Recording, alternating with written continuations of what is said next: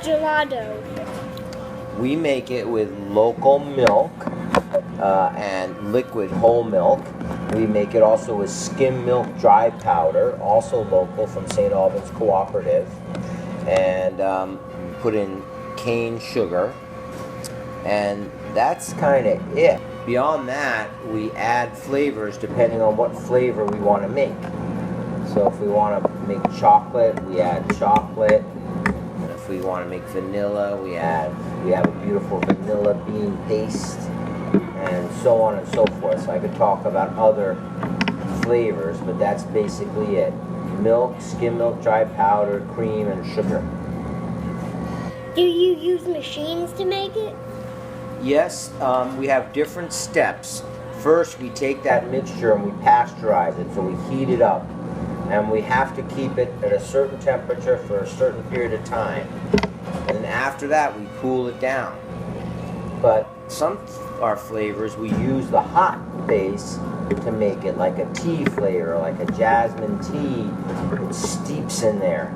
But most of the flavors, we cool it down and then we mix things in, like nuts or the caramel. And then, so the first machine, or machines as a word, they're kind of not machines, you don't move around too much, but the pasteurizer has a paddle that turns around. So first there's the heating, then there's the cooling, then we make the flavor, and then the real big machine is this one here. It's a vertical batch freezer, it's called. It's from Bologna, Italy.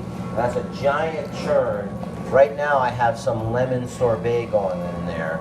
But it goes up and down and pushes it around the inside of the chamber. And on the outside of the chamber, there's a food-grade glycol, which is very, very, very cold. So the churn mixes it together and freezes it at the same time. And then the last thing that we do is we put it into a blast freezer, which takes it to 38 below zero and captures it just the way you made it that second.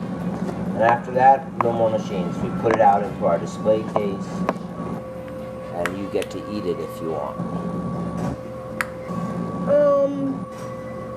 Who invents the flavors?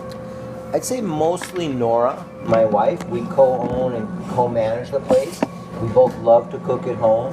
We've talked a lot about flavors, and I've had flavor ideas, and we buy things together, but it's mostly her experimenting with the flavors.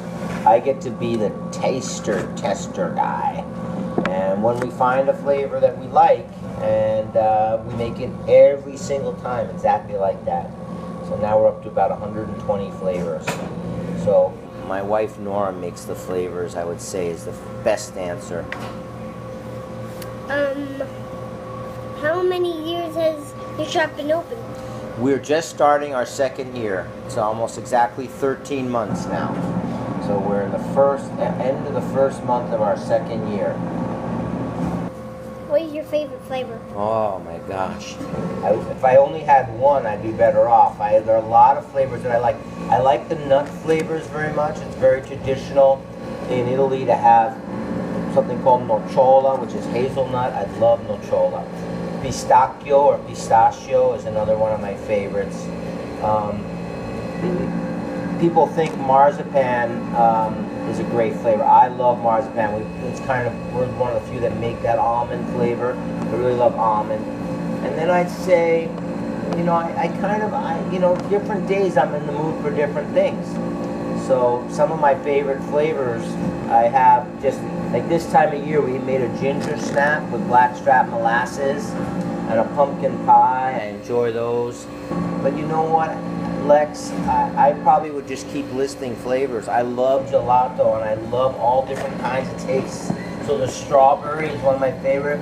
We roast the strawberries. If I had to choose one favorite though, I'd say nocciola, which is hazelnut. Thank you. Thank you.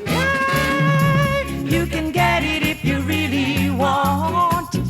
You can get it if you really want.